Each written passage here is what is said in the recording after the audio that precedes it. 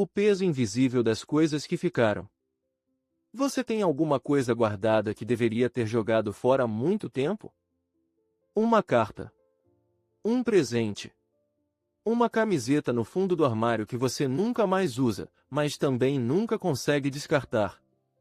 E sabe o que é mais curioso? Você nem pensa nisso com frequência. Mas de vez em quando, sem aviso, você abre aquela gaveta, e algo aperta dentro do peito. Isso não é coincidência. E não é fraqueza emocional. É o sinal de que aquele objeto ainda está fazendo alguma coisa em você. Silenciosamente. Todo dia. Fica até o final, porque o que eu vou te mostrar hoje pode mudar a forma como você enxerga o seu próprio espaço, e a sua própria vida. O objeto como cápsula de tempo. Deixa eu te fazer uma pergunta que parece simples, mas não é. O que é um objeto? Para a visão comum, é só matéria. Coisa. Sem história própria, sem memória. Mas qualquer pessoa que já segurou a aliança de alguém que partiu, ou encontrou uma foto que julgava perdida, sabe que essa resposta não é suficiente. O Espiritismo descreve o perispírito, o corpo fluídico que envolve o espírito, como uma substância que interage com o meio, com outros seres e com os objetos com os quais mantemos contato prolongado e afetivo. Não é superstição. É uma outra camada da realidade, mais sutil, que inúmeras tradições espirituais descreveram de formas convergentes ao longo de séculos. Carl Jung, por outro lado, chamava certos objetos de condensadores psíquicos. Eles carregam, de forma concentrada, uma constelação inteira de memórias, afetos e expectativas. Quando você encontra esse objeto, não está vendo uma coisa. Você está tocando uma totalidade.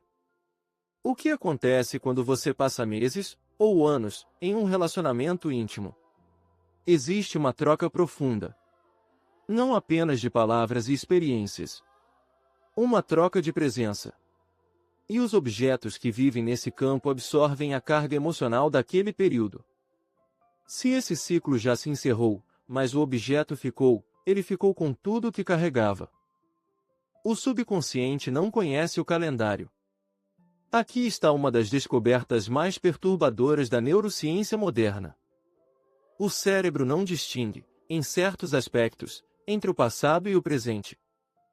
Quando um estímulo sensorial forte ativa uma memória emocional significativa, o sistema nervoso reage como se aquela experiência estivesse acontecendo agora. Os mesmos circuitos. Os mesmos hormônios. A mesma resposta fisiológica. Isso significa que o objeto guardado na sua gaveta não é inofensivo só porque você raramente o vê. O subconsciente o registra. Ele faz parte do inventário silencioso do seu ambiente interno. E em algum nível, fora da sua atenção consciente, ele continua gerando ruído de fundo.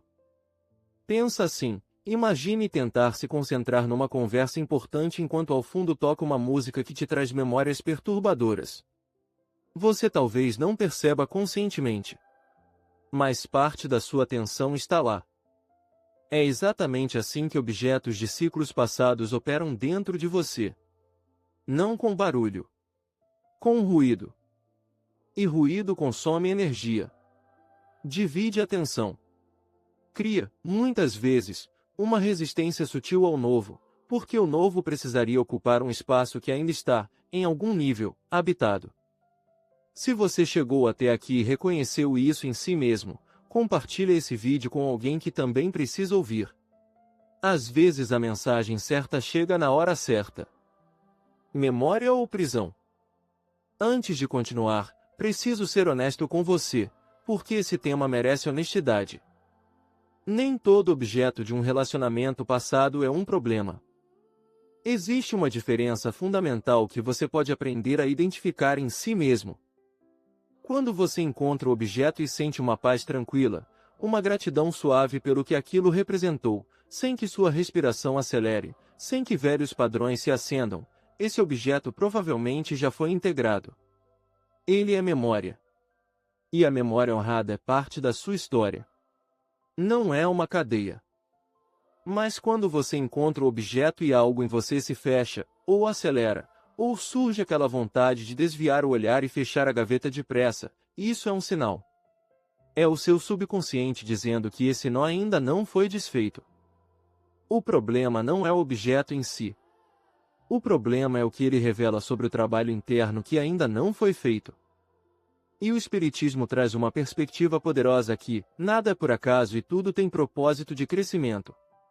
Se um objeto ainda te perturba, ele ainda tem algo a te ensinar. A pergunta não é: devo jogá-lo fora? A pergunta verdadeira é: o que esse desconforto ainda quer me dizer? Existe uma diferença enorme entre soltar e reprimir. Soltar é um ato consciente, que vem depois da integração. Reprimir é guardar o objeto no fundo do armário e fingir que a caixa não existe. O caminho espiritual não é o da negação.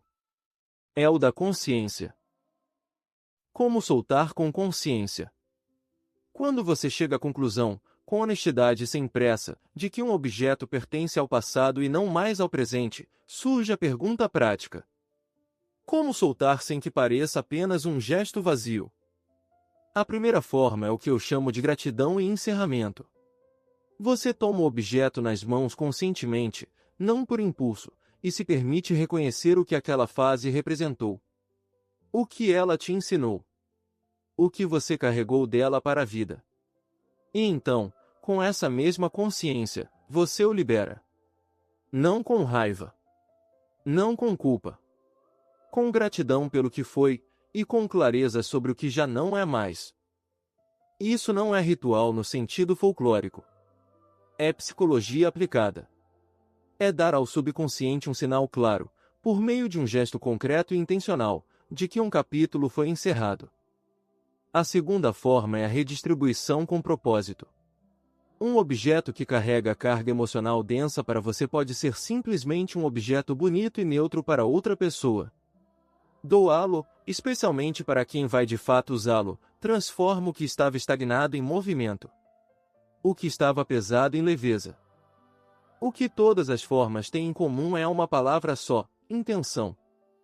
O gesto inconsciente não encerra nada. O gesto consciente pode encerrar muito. Deixa nos comentários: você tem algum objeto guardado que sabe que deveria soltar? Pode escrever sem julgamento, esse espaço aqui é seguro. O espaço que surge. Quando um espaço interno é genuinamente liberado, não fingido, não suprimido, mas de fato processado e encerrado, algo muda na qualidade da sua presença. Não é magia.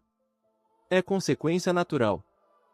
A energia que antes era consumida em sustentar aquele ruído de fundo fica disponível para criar, para se conectar, para estar inteiramente no presente.